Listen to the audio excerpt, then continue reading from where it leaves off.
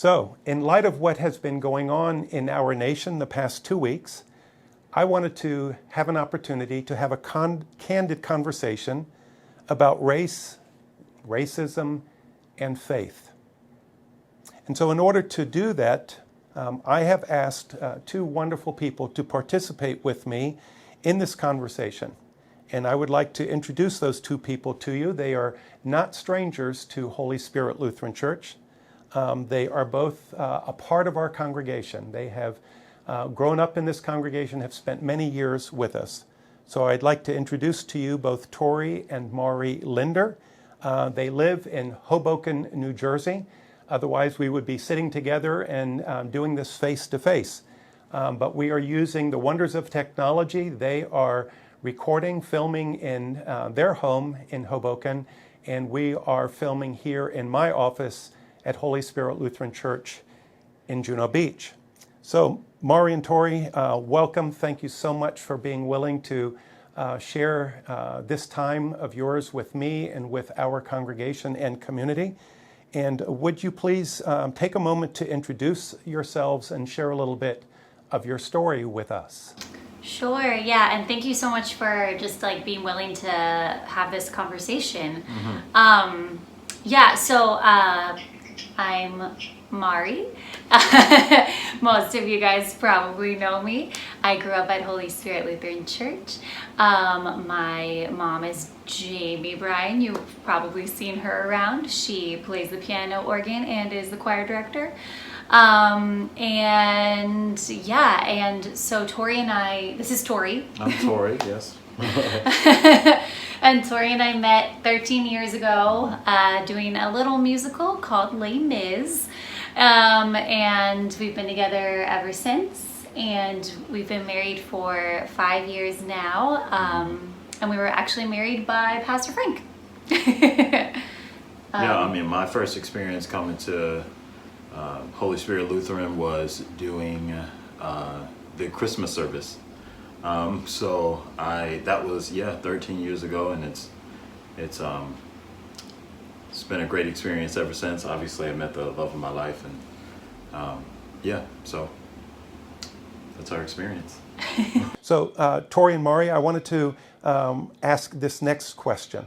There's been so much that's been going on in our nation in the past 2 weeks. So what have you been thinking and what have you been feeling these past 2 weeks as you've been watching the news and following social media regarding the protests and the riots that are related to the killing of George Floyd? So what have you been thinking and feeling?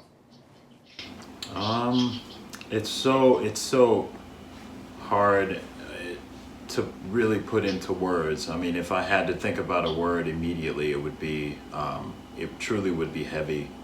I just feel like more and more weights are being put on not only myself as an African American, but also weight on the world, and just what we're going through right now is it just makes it seem so much, just so heavy. And then when you get up and you look at social media and the things that you see, it just seems like the weights are becoming heavier and heavier and heavier. And there's no real, I feel like no one's really coming up with a actual solution. It's just like, here's more weight. Here's more weight. Don't take it off just yet, but here's the weight, and let's see what you do with that. So it's heavy, and it's very sad, but it's also empowering, knowing that we can in some way and somehow have an option to at least know what it's like to be able to try to move forward with each other. So. Yeah, when you said it's heavy and then you talked about social media, I think just knowing that you could wake up in the morning and open up Facebook, Instagram, whatever you're on, and possibly open up a video that's going to show a murder of an innocent human, that's heavy. And and so that makes everything really hard and really scary. And I think for me, I think you're feeling heavy. This is something that you've dealt with and seen your entire life. And I feel your heaviness because I'm your wife and I'm here to support you. And I also, I feel personally outraged, and Pastor Frank, mentioned, George Floyd, and that is what sparked, I think, these protests, but that wasn't the only unfortunate killing that had occurred even in the past 2 weeks. Before that was Breonna Taylor, and then before that was Ahmaud Arbery, and this was just in the span of 2 weeks. And so I'm outraged that these things have been happening, and I'm also energized in the sense that I've been watching so many people, friends, colleagues of so many different backgrounds all standing up and trying to come together. And this time, hopefully, us standing up and coming together, it feels like we're energized and that we have the ability to start creating actual change rather than this just being a part of the news cycle. It would be so great if this could catalyst. That's not the right word. Serve as a catalyst. Serve as a catalyst for change. As you were saying, you were 100%. Sometimes it feels like we're just waking up to outrage and heaviness, and that's just it. And there's no action. And the reality too is that it's been happening not just these past 2 weeks. This is something that's been happening for hundreds of years. We're just now kind of. Well, not just now, but I'm believing in the opportunity to be able to move forward in something, even something as good as the way that social media is going about, the way that they are going about it, like the Blackout Tuesday, and the protests and how they are. Shooting the protest and film wise, and making sure that a good protest is happening, and the way that you're seeing it is that people want to stand up for something that again has been going on for hundreds of years. So. Right. No, I appreciate very much, hearing how it's impacting you and the kinds of thoughts that it's been raising up. As I've thought about this conversation with you and have been paying extra special attention to the news and social media, one of the things that I'm realizing as a person of my age, which is 63, is that I remember this going on in the 60s and then again in the 70s. And then whenever there was another major event, another tragedy, as what we experienced with George Floyd, and then the other names that you had mentioned, then it comes back again, so it cycles through, but nothing really seems to change much, at least not in the hearts of people. And so what was on my mind is there must be something systemic. There must be something much greater going on in the background that we don't all understand and see, that actually becomes or contributes to why we have this huge division, this great separation. Why is there racism? So one of the things to try to give evidence of that, to demonstrate that, is this next question that I wanted to ask you, just to shed some light on your experience versus perhaps what my experience and what other white men, white people experience. So the next question that I wanted to ask is, do you fear interactions with white policemen? Excuse me, I'm sorry. From my personal experience, yes. I really can only back that up by talking about an actual experience, and I've had a few, but the one that I can think of right away is when I was pulled over in Orlando, and my immediate response was to look in the rearview mirror first to check and see what the police officer looked like. Right away I recognized that the police officer was Caucasian, and that was very, very much so intimidating. So right after immediately what I wanted to do was make sure I had my hands on the steering wheel, but also make sure I conducted myself according not to the way that I am as a person on its own, but making sure I didn't put myself in danger. Now, I know that the creed is to protect and serve, but that was right after Trayvon Martin. the Trayvon Martin killing. And the things that were racing through my mind was, I don't know what's going to happen right now. And that was intimidating. Now, I will say that just being pulled over can freak anyone out, right? Like that's, being pulled over by a police officer, you're just unsure. Again, wrapped around the systemic things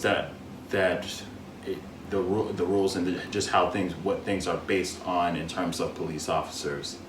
The way I was taught was, you need to be careful. You can't say the things that someone else that's not the same skin color as you would be able to say, or you just have to keep your mouth shut and just kind of go along with whatever is going to happen, unfortunately. So yes, I think there is a level of fear, but there's even more fear kind of brought on when it is, truthfully, when it's a white police officer. Yes. Yeah, and like for my experience, before we were together, I didn't necessarily have fear of, being pulled over by a police officer. But I do now if we're driving together. I do, because I've seen how sometimes these things go. So I do now. And another fear that I am constantly having is like, say Tori's phone dies and he was in the city, I don't know, maybe probably rehearsing for something, and I don't hear from him, because again, probably his phone died. It does that. So like, my first fear is thinking that he was unlawfully detained for some reason, and that I can't reach him, if not something worse. And that's very real for us and for me. Yeah. And as I'm listening to you, it makes me think of my personal upbringing and then how I raised my children. When I was a child, I wanted to be a policeman. I had high regard and high respect for the police, and I thought, they were my hero. They were the ones that I trusted and felt safe around. We were taught, a policeman is your friend. And so all of those things just gave me this very pleasant thought of that would be something that I would like to be. When I was taught to drive, what I was taught was, if a policeman pulls you over, make sure that you pull far enough over on the side of the road so that when he or she, in those days it was more likely he, when they came to the side of your vehicle, that they weren't at risk of being hit by a car passing by. So that was all the instruction I got. Make sure you pull over far enough to the side to keep them safe. Nothing else. When I taught my children to drive, then my instruction to them was just, stay in the car and wait for them to come and to tell you what it is they need for you to do. There was, again, never the thought in my mind to be afraid or to be intimidated by the police, but rather that they are there because they care about you and they want to keep you safe. So if I, just listen to the two different answers, what I gave and what you gave, and what that, for me at least, signifies is that there is a whole different perspective based on how you grew up and what your experiences are, and how I grew up and what my experiences have been. And then taking it a step further and just understanding how this affects all of us is police officers are taught to assume that every person has a gun in the car, that it's most likely that a person in the car has a gun. They're taught that. In the same way, you and I are taught, do not reach for your wallet and do not reach for the glove compartment, even though you know that you have to show your driver's license, proof of insurance, and some other forms of ID. Just imagine the amount of fear that's behind all that. A police officer has to fear for him or herself, and we have to fear that a move that we might make might end up getting us shot or killed. So obviously what's happened over the years is that there's been an escalation of fear towards each other. And what a shame that is, what a loss that is to our culture and to our freedoms, to be in fear of one another. So you've just helped to shed light on the fact that your experience, your upbringing, what you were taught was certainly very different than what my experiences and teachings and upbringings have been. And it's tragic that we have to live such different lives.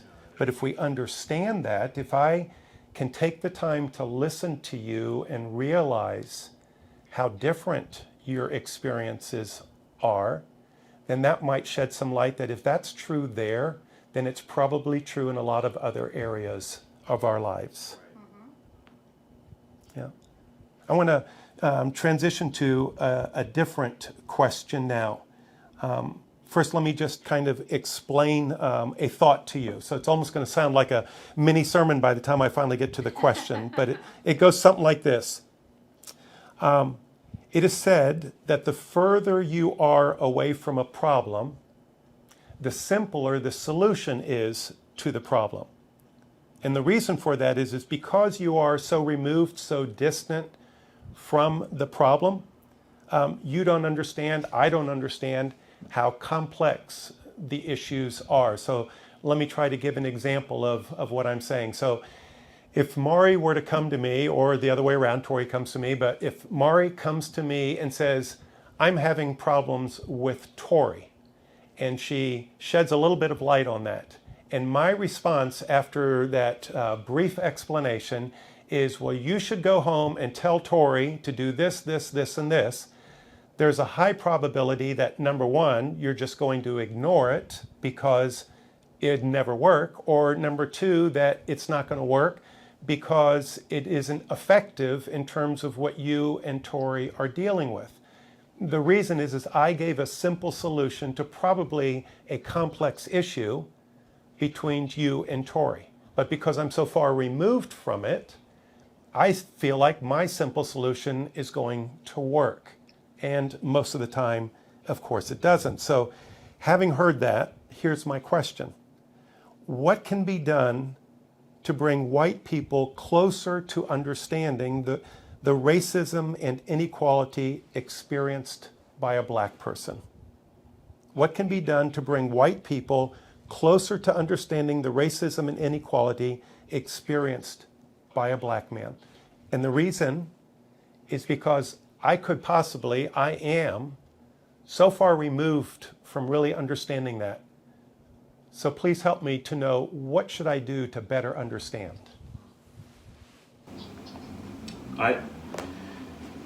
Just based on my experience, I really believe we have to have an opportunity to be able to actually listen, but also want to listen to each other.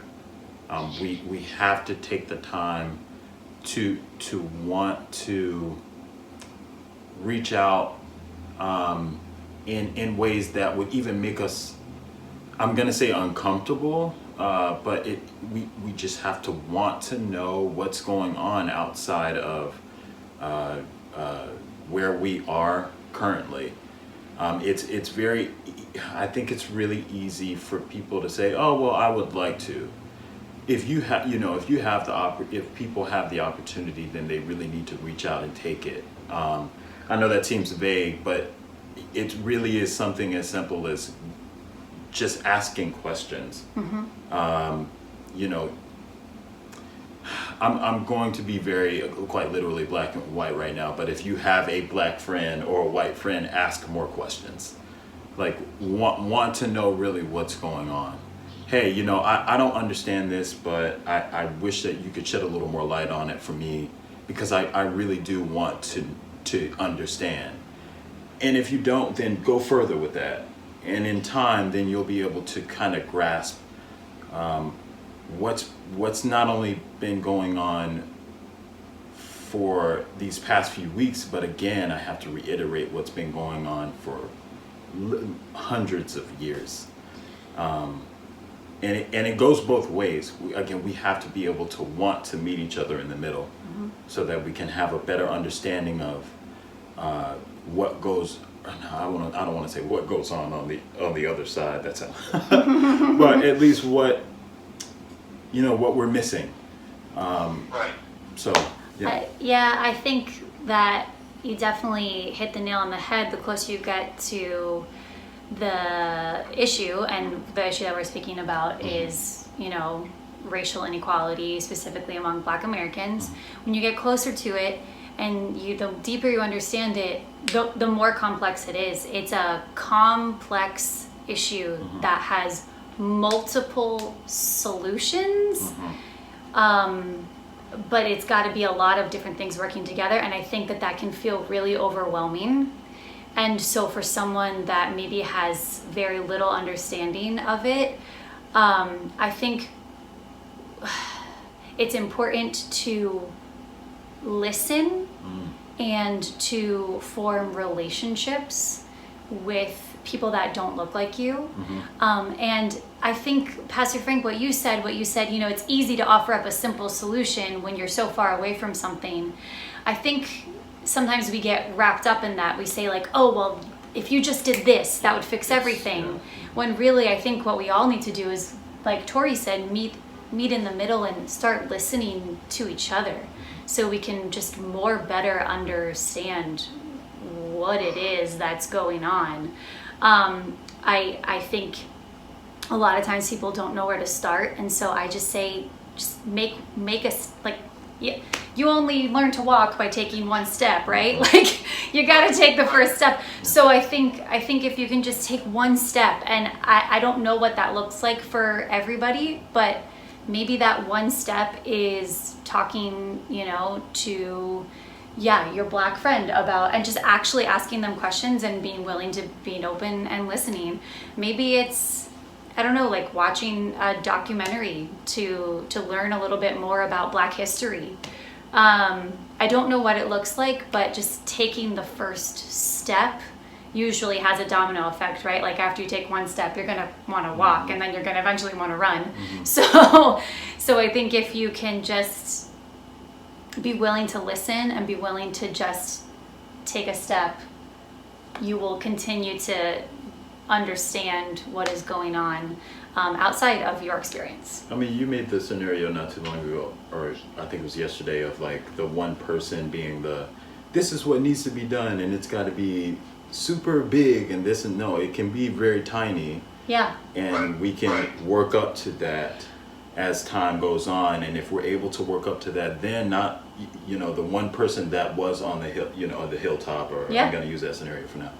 The one person that is up top, then it becomes everybody gradually making their way to the top, so that we can all understand equally. Absolutely. I think change a lot of times happens through a bunch of people making small movements. Wanting to make the small, making, one choice, like everybody has decided to make one simple choice to learn more, and then to stand up, and then to do this. But if we all do that together, like, look at how much change we can make. Yeah.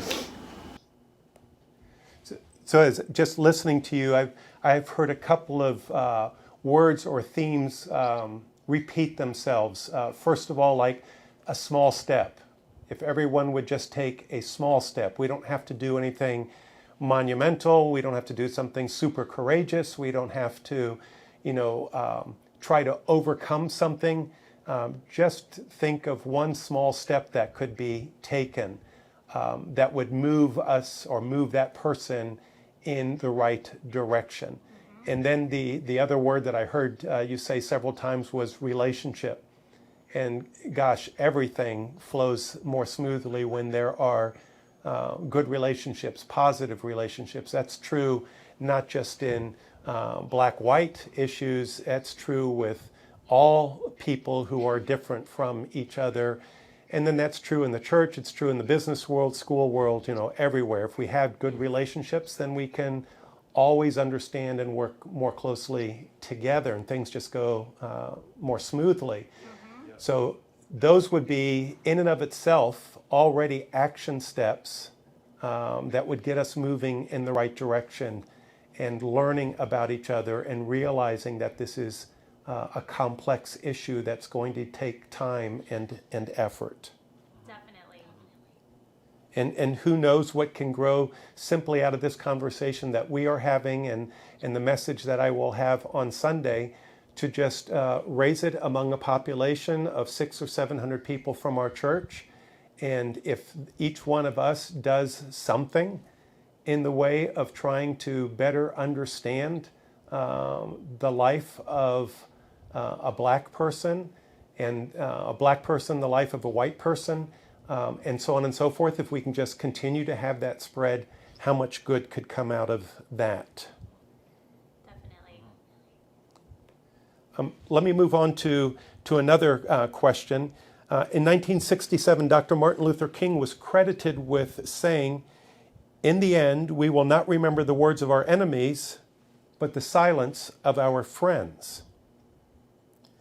Many white people are silent because we just don't know what to say. And I have found myself feeling that many times.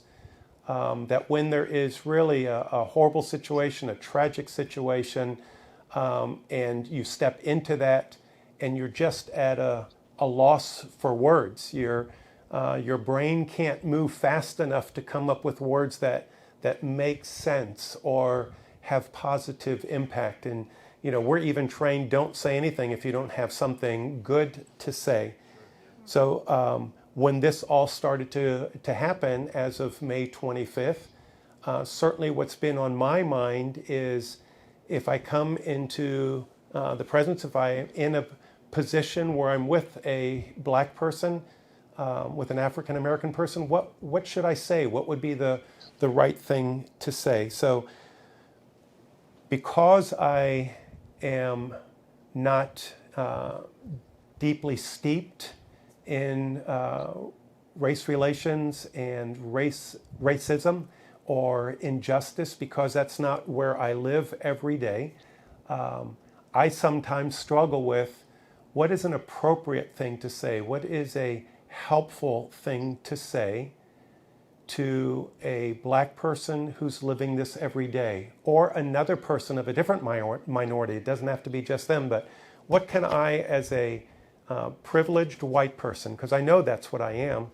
what can I say that would be helpful or positive or beneficial? Do you have any thoughts on that? Yes. Is it okay if I start? Go Okay. for it. Yeah. Yes, so this kind of reminds me, it's not the same thing, but it just reminds me of when you watch a friend who is a friend or a loved one who is grieving, and you grieving a death or grieving a loss, and you oftentimes are like, oh my gosh, I don't know what to say. I don't know how I can be of service. And then really all that friend or loved one needs to know is that you're there for them and that you support them. It's kind of the exact same concept. I think that's something that I think everybody can relate to, because probably everybody has gone through grief and has also had somebody in their life that has gone through that. So I think you start there. You start with, maybe you don't know what to say, and maybe you cannot find the perfectly eloquent, sentence to put together, or that, and that's okay. That's fine. You know, I think the most important thing is to say, hey, I support you and I'm here. I'm here for you. Yeah. And I think not only is that a simple statement and it's a helpful statement that means a lot to whoever's going through, you know, either grief and or intense racial inequality, which brings a lot of grief of its own. Yeah. Right? Yeah. Yeah. So I think that, yeah, just saying that shows that like you're there for them, you'll support them, you don't have to come up with the perfect saying, and that you're ready to listen, and show your support in any way possible, but it doesn't have to be the perfect thing to say. I think a lot of times, you know, again, we get so overwhelmed with having to make a big gesture, or like we have to say exactly the right thing at exactly the right moment to make change. Or the other way of like, oh, you're told that like, oh, it's a lost cause, so you don't have to say anything at all. That too. Like, yeah, well, why I don't want to say anything because what good will it do? Well, you know, just showing your support for somebody going through something really hard, that is important. So I think start there. And that is just a true statement. You know, I think most people can agree that they absolutely want to support Black Americans that are going through this struggle. I think they want to show their support. So yeah, I think say something that's true and show your support, and then keep learning and furthering your education, and then from there I think the words will be easier. And yeah, go ahead, sorry. Yeah, that I mean, to add to that, it really is about it's as simple as letting someone know, hey, I'm here for you. I care for you. I know that this is a hard time, but I know that you're going through it directly, but I want you to know because of your hurt, I also hurt. You know, I think for not just African Americans or Black people, people of that are not white, kind of go, they're told, or in some way they find out that, oh, you are of lesser value. And I think that it is very important for people, just people in general, to have that person behind them letting them know, hey, look, like you are someone. I am here for you. I guarantee you are not doing this alone. We will fight this. We will fight racism. It has no place here. And I think that's really important. Again, just a few things that people, I guess, Black people right now would like to hear. So.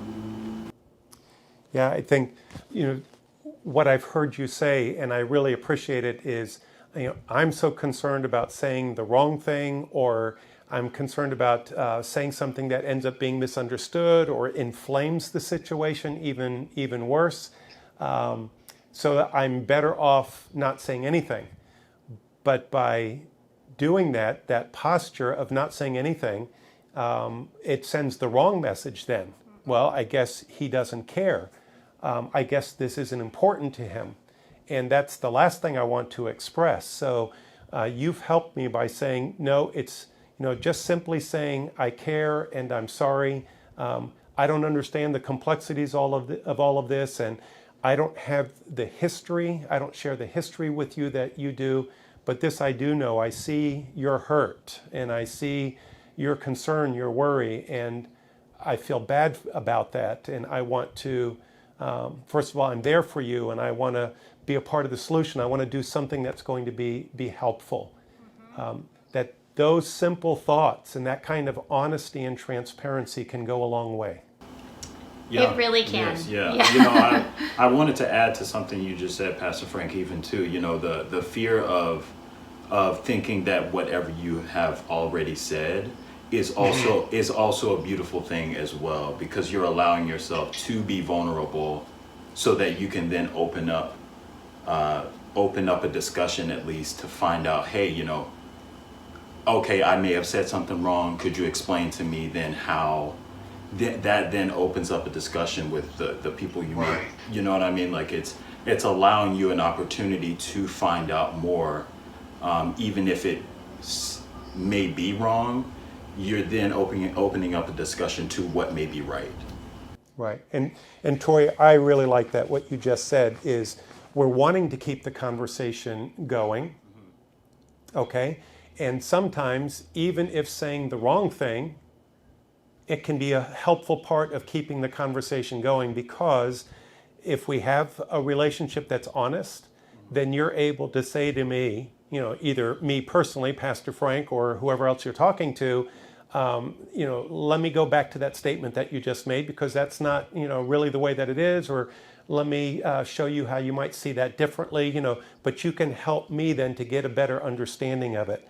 So, and that came through, that was made possible because I did say something, quote unquote, wrong. Yeah. Yeah, no, I really like that. Thank you. Last thing that I wanted to ask you, and boy, we could have, you know, lots more conversation about this, which is kind of the idea, is as a white person, how can I be part of the solution? And that's what this whole conversation is about, is, you know, if I sincerely want to be a part of the solution, what can I do? What would you say to me? What meaningful actions can I take right now? And what meaningful actions can I work towards in the future so that the injustices faced by Black Americans is not just another trend or something that gets lost in the news cycle? In other words, after a couple of weeks, when all this blows over, we just go back to normal again, which is what so often happens. So what could you advise me to be doing that could end up with me being effective on the solution side? Mm-hmm. Do you want me to start? Yeah, I'm right on you. Okay. That's such a great question. It's like we've been saying, it's hard to know quite where to start. So there's a lot of different things that you can do depending on just where you're at in your life, your ability, all of the above. There's many different ways that you can help. I think the number one is something like this. Opening up a dialogue and a conversation is really important, and building relationships. I think that's what we're really trying to, you know, bring home here, is that it's really, really important to not only like be in a room with somebody that looks different from you, but know them, like get to know them, so that you can, you know, see the world through an experience other than your own. So I think starting there is really, really important. You know, I also think it's really important as white people to begin to start to educate ourselves on Black history. There's so many things out there, so many resources out there that we can use. I mean, like documentaries, podcasts, there's movies, there's TV shows, there are multiple articles, multiple books. And, you know, if everybody just decided to maybe do one of those things, like how much deeper of an understanding we would gain, and we would even know more of, you know, how to help and how to support. So I think that's important. And then actionable steps are to figure out how you can forward and push forward the change that you want to see. So Pastor Frank, you mentioned that, you know, racism is systemic, and it absolutely is. And so for that, we have to have actionable change within our laws and within our communities. And so there's, you know, a lot of ways that you can attack that. But one of the best ways is to show up and vote. Vote locally, vote for your local officials, vote for your state officials, vote for your national officials. Just show up and vote. You can get hooked up with an organization. There's an organization called SURGE, which means Standing Up for Racial Justice. That's a great organization for allies to join and to understand how you can affect change. You can sign petitions. You can call your officials. I know people don't think that works. It works. It does. It works. Call your. It's literally worked for us. Yes. I have talked on the In the phone past to month, New Jersey month and a officials half. in the past month, It's been very helpful. unrelated to this, but about COVID issues. And I mean, like, they were listening and they provided us resources, and it was amazing. I promise it And, works. Yeah, if they don't get back to you, keep calling. Yeah, keep calling. Yeah, and then just continue to have conversations with your friends about all of this. Just continue. So being a social justice warrior means being a social justice warrior your entire life. So it's not all going to change overnight, Right away. but their changes have been happening, and we're gonna. This is just, again, serving as a catalyst to hopefully get more change, which will then lead to more change, which will then lead to more change, right? That's our overall goal. We just want everybody to have we want equality. So yeah, there's a lot of stuff. I could go on forever. Feel free to call me, email me, all the things. That's Tori, beautifully said. thank you. Again, I mean, as I said, I just the way of thinking is that, again, we can't be equal, right? Like we're not supposed, that we already have that thought process in our mind because we're kind of like, we're taught that way. Mm-hmm. So the opportunity for us to be able to do so is to be able to, again, to go back on what we were talking about, is to reach out to each other, ask each other how we're doing, to actually help people out in terms of Instagram, as I said, the Blackout Tuesday. That may be a way of being able to push that envelope further. Again, calling your representatives, telling them what's going on in the community, reaching out to them, telling them, hey, look, like, we would like you guys to come to this function. I think it's really important for the people to see your faces. That deal. Mm-hmm.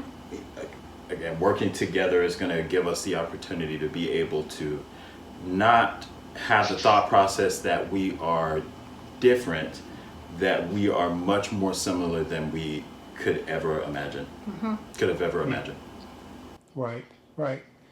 I remember when I was back in the 7th grade, I don't know why it was that way, but for almost the entire year, I was going to South Miami. We called it junior high school in those days, down in Miami. Mm-hmm. And all of my friends were black. I don't know why, it just worked out that way. And we had a ball, and they were from obviously a different part of town, but the school was very close to where I lived. So when school got out, I invited all of them over to my house. And we were going to go down to the lake and go fishing and all that kind of stuff. So it was me and all of my black friends.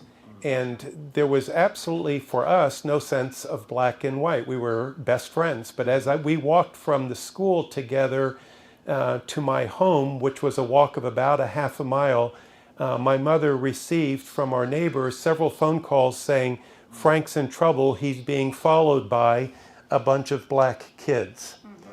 And by the time I got home, my mom was outside frantically worried, because that's the frame of mind she was put in, until she saw who they were. And she knew them all because they were my friends, but we had just met each other in different places. And so that's why she was alarmed. But that has always stuck with me. I mean, I'm 50 years beyond that now in the meantime, but the perceptions couldn't have been further off.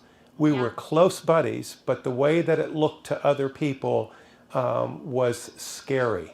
And so, I longed for it to be the way that it was with me and my buddies back in 7th grade. And if we could just stop all of this misunderstanding that causes us to fear. So that's the passion that's going on inside of my head as I'm witnessing what's going on around the country.